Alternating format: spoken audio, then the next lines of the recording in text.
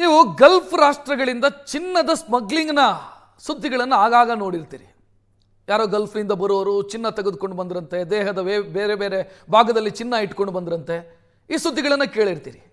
But ಈಗ ನಾವು ನಿಮ್ಮ ಮುಂದೆ ಇಡ್ತಾ ಇರುವಂಥ ಸುದ್ದಿ ಗಲ್ಫ್ನಿಂದ ಡೀಸೆಲ್ ಸ್ಮಗ್ಲಿಂಗ್ ಆಗ್ತಿದೆ ಅನ್ನುವಂಥ ಸುದ್ದಿ. ಇದು ಖದೀಮರ ಅಕ್ರಮ ಜಾಲ ಬೆಚ್ಚಿ ಬೀಳಿಸುವಂತಿದೆ. ತೈಲ ಉತ್ಪನ್ನಗಳ ಸ್ಮಗ್ಲಿಂಗ್ ದಂಧೆಯ ಕಾರಣಕ್ಕಾಗಿ ಸರ್ಕಾರಕ್ಕೆ ಕೋಟಿ ಕೋಟಿ ತೆರಿಗೆ ವಂಚನೆ ಆಗ್ತಾ ಇದೆ. ಈ ಜಾಲವನ್ನ ಬೆಳಗಾವಿಯ ಪೊಲೀಸರು ಭೇದಿಸಿದ್ದಾರೆ. ಬೆಳಗಾವಿಯ ಮಾಳಮಾರುತಿ ಠಾಣಾ ಪೊಲೀಸರು ಕಾರ್ಯಾಚರಣೆಯ ಮಾಡಿದ್ದಾರೆ.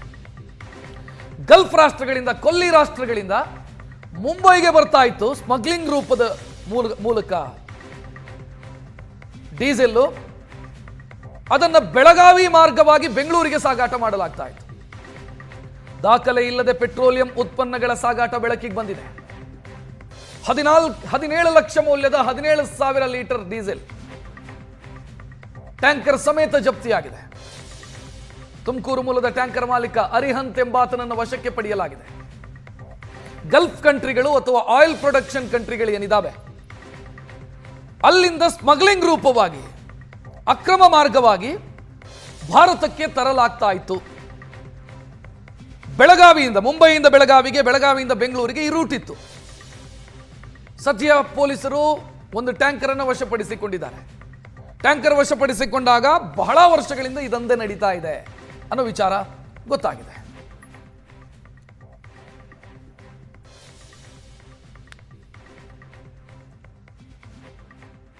ಶ್ರೀ BR ಗಡ್ಡೇಕರ್ ಮತ್ತು ಅವರ ತಂಡರಿಗೆ ಒಂದು ಮಾಹಿತಿ ಬಂತು. ನಮ್ಮ ಬೆಳಗಾವಿನಲ್ಲಿ ಇದು ಇಲ್ಲಿಗಲ್ ಪೆಟ್ರೋಲಿಯಂ ಪ್ರಾಡಕ್ಟ್ ಸಾಗಾಣಿಕೆ ಆಗ್ತಾ ಇದೆ ಅಂತ. ಅದರ ಆಧಾರದ ಮೇಲೆ ಅವರು ಆಟೋನಗರದ ಟಾಟಾ ಪವರ್ ಪ್ಲಾಂಟಿಂದ ಕನಬರಗಿ ಕಡೆ ಹೋಗುವ ಡಬಲ್ ರೋಡಲ್ಲಿ ಒಂದು ಟಾಟಾ ಕಂಪನಿದು ಟ್ಯಾಂಕರ್ ಸಂಖ್ಯೆ GJ12 7089 ಈ ಗಾಡಿಯನ್ನು ಸೀಸ್ ಮಾಡಿದ್ದಾರೆ. ಅದರಲ್ಲಿ ವಿಚಾರಣೆ ಮಾಡಿದಾಗ ಆ ಮಾಹಿತಿ ಸರಿ ಇತ್ತು ಅಂತ ಕನ್ಫರ್ಮ್ ಆಯಿತು. ಅದರಲ್ಲಿ ಯಾವುದೇ ದಾಖಲಾತಿ ಇಲ್ಲದೆ ಅವರು ಡೀಸೆಲ್ ಕ್ಯಾರಿ ಮಾಡ್ತಾ ಇದ್ರು.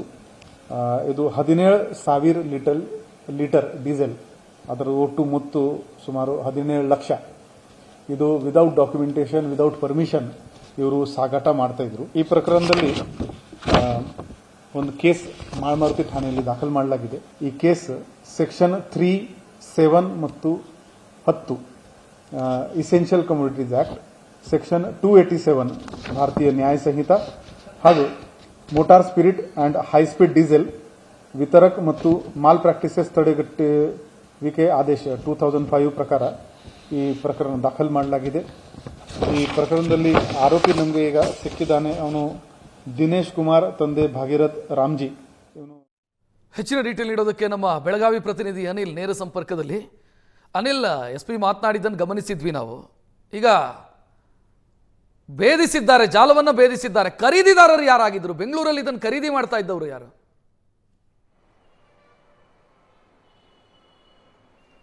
ರಕ್ಷತ್, ನೀವು ಗಮನಿಸಿರ್ಬೋದು, ತೆರಿಗೆ ಇರ್ತಕ್ಕಂಥ ಅತಿ ಹೆಚ್ಚು ತೆರಿಗೆ ಇರ್ತಕ್ಕಂಥ ಉತ್ಪನ್ನಗಳ ಪೈಕಿ ಪೆಟ್ರೋಲಿಯಂ ಪ್ರಾಡಕ್ಟ್ ಕೂಡ ಒಂದಾಗಿರುವಂಥದ್ದು. ಅರ್ಧಕ್ಕಷ್ಟು ತೆರಿಗೆಯನ್ನು ಪೆಟ್ರೋಲಿಯಂ ಪ್ರಾಡಕ್ಟ್ ಮೇಲೆ ಕೇಂದ್ರ ಹಾಗೂ ರಾಜ್ಯ ಸರ್ಕಾರಗಳು ವಿಧಿಸ್ತಿರುವಂಥದ್ದು. ಹೀಗಾಗಿ ಈಗ ಕೇಂದ್ರ ಹಾಗೂ ರಾಜ್ಯ ಸರ್ಕಾರಕ್ಕೆ ಸಾವಿರಾರು ಕೋಟಿ ರೂಪಾಯಿ ವಂಚನೆಯನ್ನು ಮಾಡ್ತಕ್ಕಂಥ ಜಾಲವನ್ನು ಈಗ ಬೆಳಗಾವಿ ಮಹಾನಗರ ಪೊಲೀಸರು ಭೇದಿಸಿರುವಂಥದ್ದು. ಅದರಲ್ಲೂ ಪ್ರಮುಖವಾಗಿ ಸೌದಿಯಿಂದ ನೇರವಾಗಿ ಬೆಳಗಾವಿ ಅಂದರೆ ಮುಂಬೈಗೆ ಬರ್ತಕ್ಕಂಥ ಡೀಸೆಲನ್ನು ಕರ್ನಾಟಕಕ್ಕೂ ಕೂಡ ಸಪ್ಲೈ ಮಾಡಲಾಗ್ತಿತ್ತು ಅನ್ನುವಂಥ ಬೆಚ್ಚಿ ಬೀಳಿಸುವ ಸುದ್ದಿಯನ್ನು ಇದೀಗ ಜಾಲವನ್ನು ಈಗ ಬೆಳಗಾವಿ ಪೊಲೀಸರು ಟ್ರೇಸನ್ನು ಮಾಡಿರುವಂಥದ್ದು. ಇವರು ಮಾಡ್ತಕ್ಕಂಥದ್ದು ಒಂದು ಖಾಸಗಿ ಪೆಟ್ರೋಲ್ ಬಂಕ್ಗಳಿಗೆ ಕದ್ದು ಮುಚ್ಚಿ ಪೆಟ್ರೋಲನ್ನು ಕೊಡ್ತಾ ಇದ್ರು. ಎಲ್ಲಿ ಬರ್ತಕ್ಕಂತಹ ಪೆಟ್ರೋಲ್ಗಳ ಜೊತೆಗೆ ಈ ಬರ್ತಕ್ಕಂತಹ ಏನು ಕಳ್ಳದಾರಿಯಿಂದ ಬರ್ತಕ್ಕಂಥ ಪೆಟ್ರೋಲನ್ನು ಮಾಡ್ತಾಯಿದ್ರು. ಮತ್ತು ಜೊತೆಗೇ ಬೆಂಗಳೂರಲ್ಲಿ ಇರ್ತಕ್ಕಂಥ ದೊಡ್ಡ ದೊಡ್ಡ ಕಂಪ್ನಿಗಳಿಗೂ ಕೂಡ ಪೆಟ್ರೋಲನ್ನು ಇವರು ಸೇಲ್ ಮಾಡ್ತಾಯಿದ್ರು ಅನ್ನುವಂತಹ ಮಾಹಿತಿ ಇರುವಂಥದ್ದು. ಈ ಒಂದು ಜಾಲದಲ್ಲಿ ಮಹಾರಾಷ್ಟ್ರ ಹಾಗೂ ರಾಜಸ್ಥಾನ ಹಾಗೂ ಕರ್ನಾಟಕದ ಕೆಲವರು ಇದ್ದಾರೆ ಅನ್ನುವಂತಹ ಮಾಹಿತಿಗೆ ಬೆಳಗಾವಿ ಪೊಲೀಸರಿಗೆ ಲಭ್ಯವಾಗಿರುವಂಥದ್ದು. ಹೀಗಾಗಿ ಮಹಾರಾಷ್ಟ್ರ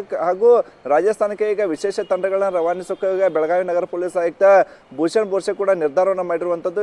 ಇಷ್ಟು ದಿನಗಳ ಕಾಲ ಗಲ್ಫ್ ಕಂಟ್ರಿಗಳಿಂದ ಚಿನ್ನ ಮಾತ್ರ ಸ್ಮಗ್ಲಿಂಗ್ ಆಗ್ತಿತ್ತು ಅಂತೇಳಿ ಮಾಹಿತಿ ಇತ್ತು. ಈಗ ಡೀಸೆಲ್ ಕೂಡ ಸ್ಮಗ್ಲಿಂಗ್ ಆಗ್ತಿರುವಂಥದ್ದು. ಈ ಒಂದು ಪ್ರಕರಣವನ್ನು 2 ಆಯಾಮಗಳಲ್ಲಿ ತನಿಖೆ ಮಾಡೋಕೆ ಈಗ ಪೊಲೀಸರು ಕೂಡ ಮುಂದಾಗಿರುವಂಥದ್ದು. ಆ ಕಾರಣಕ್ಕೆ ಈಗ ಆರೋಪಿಗಳ ಪತ್ತೆಗೆ ಮುಂದಾಗಿರುವಂಥದ್ದು. ಒಂದು ಈಗಾಗಲೇ ರಾಜ್ಯದಲ್ಲಿ ಹಾಗೂ ದೇಶದಲ್ಲಿ ಇರ್ತಕ್ಕಂಥ ನಿಗಮಗಳೇನಿದೆ ತೈಲ ನಿಗಮಗಳಿಗೆ ಅವು ಸಿಪ್ ಕಂಪ್ನಿಗಳಿಂದ ಇವರಿಗೆ ಪೂರೈಕೆ ಆಗ್ತಿತ್ತು. ಹೀಗಾಗಿ ಅದರಲ್ಲಿ ಈ ಸಿಪ್ ಕಂಪ್ನಿಗಳ ಪೂರೈಕೆದಾರರು ಶಾಮೀಲಾಗಿದ್ದಾರೋ ಅಥವಾ ಇವರೇ ನೇರವಾಗಿ ಖಾಸಗಿ ಸಿಪ್ಗಳನ್ನು ತೆಗೆದುಕೊಂಡು ಹೋಗಿ ತೆರಿಗೆ ವಂಚನೆ ಮಾಡೋಕ್ಕೆ ಸಮುದ್ರ ಮಾರ್ಗವಾಗಿ ಈ ರಾಜ್ಯಕ್ಕೆ ಹಾಗೂ ದೇಶಕ್ಕೆ ಈ ಒಂದು ತೈಲವನ್ನು ತರ್ತಿದ್ದಾರೆ ಅನ್ನುವಂಥದ್ದು ಶಂಕೆ ಇರುವಂಥದ್ದು. ಈ ಕಾರಣಕ್ಕೆ 2 ಆಯಾಮಗಳಲ್ಲಿ ತನಿಖೆ ಮಾಡೋ ಕಾರಣಕ್ಕೆ ಈಗ ಆರೋಪಿಗಳ ಬೆನ್ನನ್ನು ಬಿದ್ದಿರುವಂಥದ್ದು. ಹೀಗಾಗಿ ಈಗ 2 ವಿಶೇಷ ತಂಡಗಳನ್ನು ಕೂಡ ರಚನೆ ಮಾಡಲಾಗಿದೆ. ವಿಶೇಷ ತಂಡ ರಚನೆ ಆದ ಬಳಿಕ ಈ ಆರೋಪಿಗಳ ಪತ್ತೆ ಆದ ಬಳಿಕ ದೊಡ್ಡ ಜಾಲವನ್ನು ಭೇದಿಸಿದಂತಾಗುತ್ತೆ. ಅದ್ರ ಜೊತೆಗೆ ಕೋಟಿ ಏನು ವಂಚನೆ ಆಗ್ತಾ ಇತ್ತು, ತೆರಿಗೆ ವಂಚನೆ ಆಗ್ತಿತ್ತು, ಅದನ್ನು ತಪ್ಪಿಸಿದಂಗೂ ಕೂಡ ಆಗುತ್ತೆ. ರಕ್ಷತ್, ಥ್ಯಾಂಕ್ ಯು ಅನಿಲ್ ಮಾಹಿತಿಗೆ.